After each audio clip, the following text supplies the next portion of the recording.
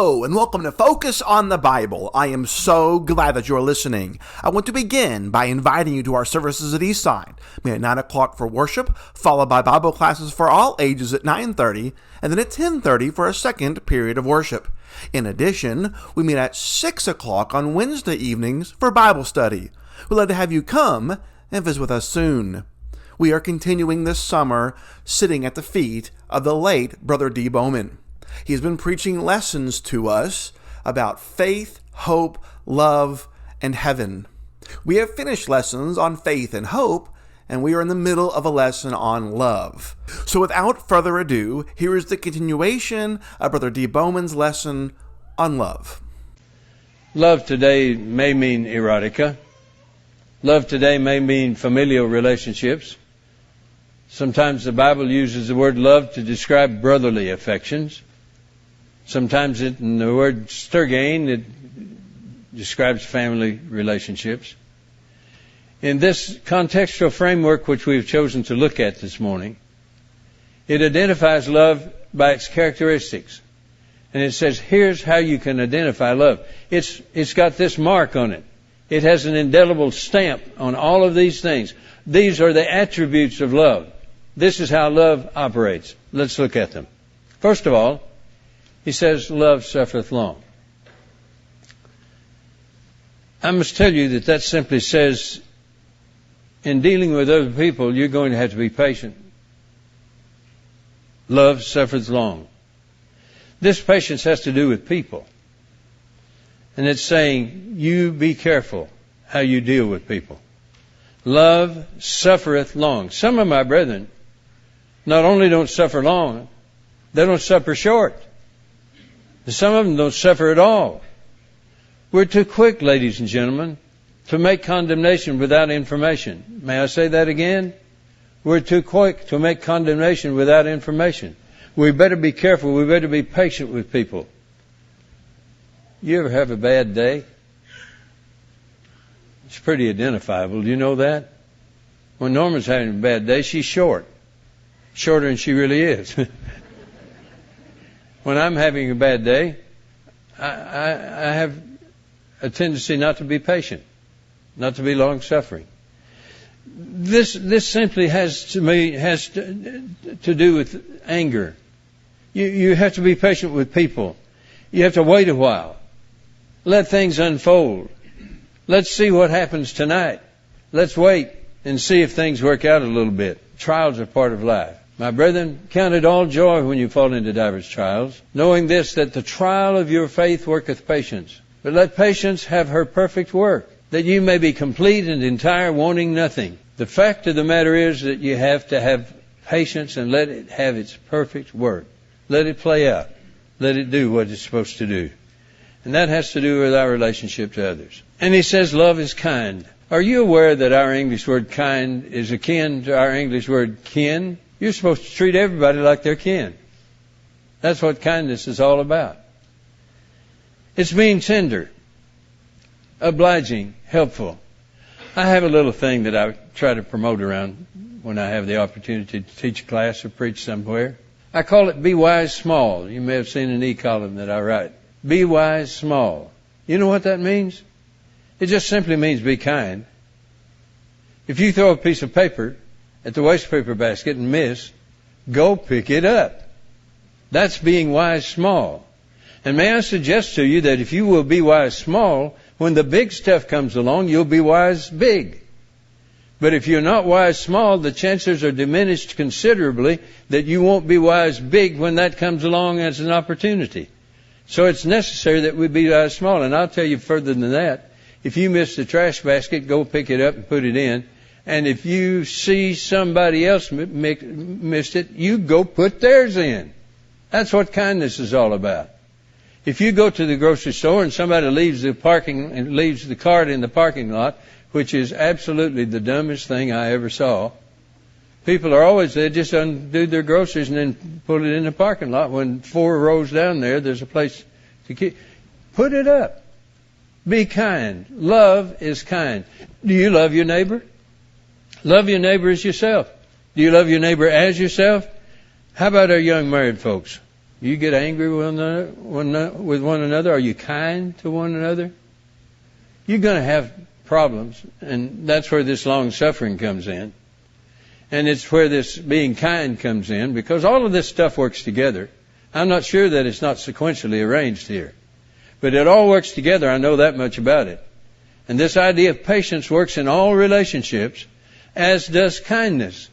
If kindness is the predicate, then the idea of patience is a lot easier.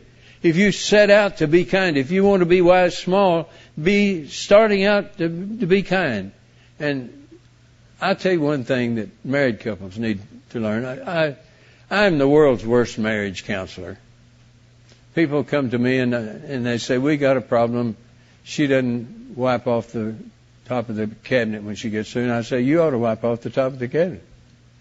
And she says, well, he doesn't do this. And I say, you ought to do that. That's my marriage counseling. Isn't that heavy? That's heavy stuff, isn't it? But I'll tell you this much that I've found out. I've been married 55 years this year. And you're going to have some fusses. You need to learn, if you're going to be kind, how to have a fuss. How to have a fuss.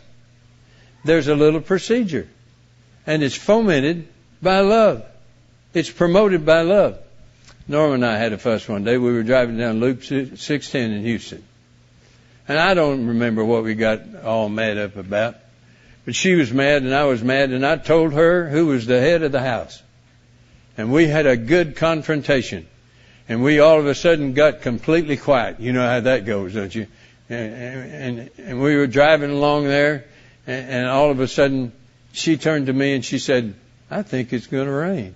I thought to myself, what in the world is she doing? I'm swole up like a toad, mad as a wet hen, and she's telling me, I think it's going to rain. Suddenly, I caught the kindness of the remark. I suddenly saw that what she was trying to do was start the communication again, and she can really do that well. So I slid my hand over toward her, and she slid her hand over toward me, and we held hands. And I had said to her, it ain't going to rain. It ain't going to rain. We held hands and drove down the freeway in the rain. You have to learn to have a fuss. That's part of kindness. Love is kind. Love knows no envy. It's not grieved by the good fortune of others. This is hard. Love is not dissettled at the respect accorded to others. We all have a little trouble with that. I see preachers who receive honor, and other preachers try to kind of tear them down a little bit because somebody's got some honor. They don't say that that's the reason, but they're just a little bit envious. It's hard not to be envious. This love is not disquieted, for instance, because little Junior didn't get a reward that Miss Susie did. It just doesn't get upset about that. Love does not become perturbed at the popularity of others. Envy is dangerous. Love doesn't envy. It's real easy to let your mind wander and go in places that it ought not to go. I don't know about you, but I have trouble with that. I've tried to make little detours and go back to love, and that's even hard because the road's rough sometimes. I've tried to make some little stop signs that said, you better stop right here and look at where you are.